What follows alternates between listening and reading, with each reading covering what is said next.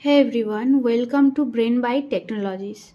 So today's topic is what is database? The database is the well organized collection of interrelated data.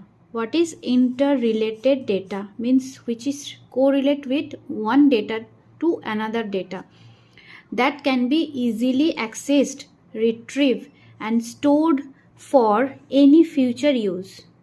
So that data you can easily access, you can easily retrieve. If the data will lost, you can easily retrieve and stored. You can store this data for lifetime.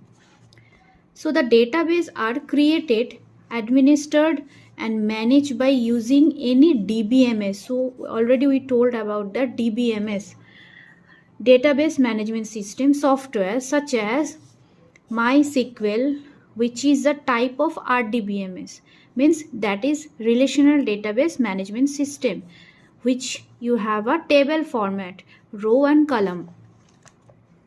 The database is a key component of most of the software application which are designed to store the information about some real world business. Means basically database is used for business purpose, banking purpose, telecom purpose. Means big company or big organization use the database, and most used database are Oracle, MySQL, MS SQL, that type of.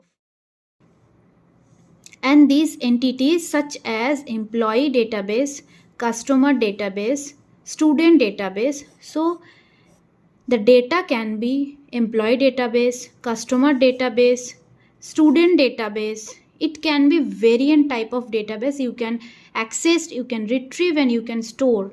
Inventory management system and so on. That's all about what is database. So if you like this video, do subscribe, like and comment.